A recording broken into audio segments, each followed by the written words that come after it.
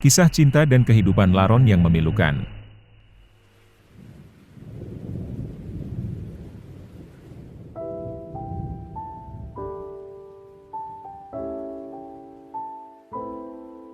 Dikala masa hujan datang, puluhan sampai ratusan laron hendak berbondong-bondong mengerubungi sumber sinar.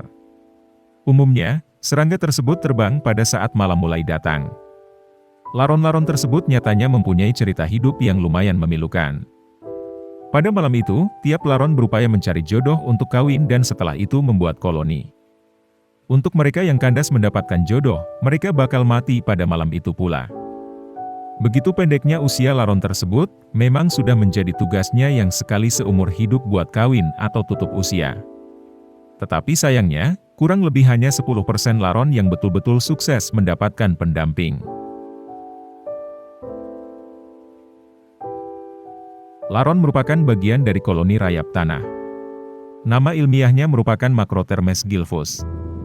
Koloni rayap biasa hidup dalam suatu sarang yang mempunyai begitu banyak lorong dan ruangan di dasar tanah. Pembangunan sarang tersebut dibangun oleh rayap yang tergabung dalam kasta pekerja. Rayap kasta pekerja ini bisa dilihat dari bentuk kepala yang besar dan rahang yang kokoh.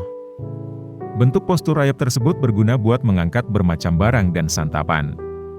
Jika sarang telah selesai dibangun, rayap kasta pekerja mengganti pekerjaannya untuk melayani ratu rayap dengan membawakan santapan dan mengangkat telur-telur rayap.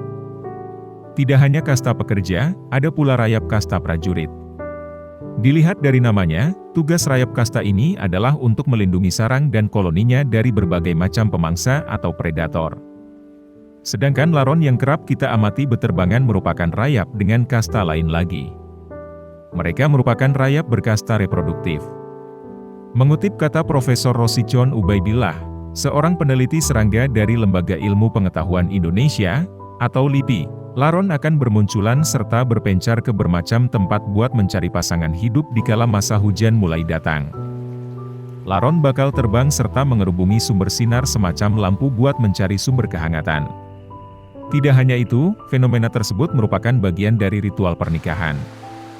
Cerita tragis laron diawali pada malam itu.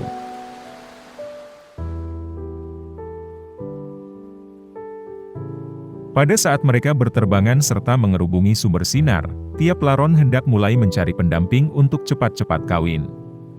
Bila sukses, dua sepasang laron tersebut akan segera membuat suatu koloni rayap baru di tanah.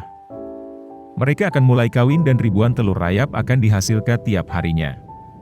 Tetapi bila laron gagal menemukan pasangan, ia tidak akan bertahan hidup dengan lama.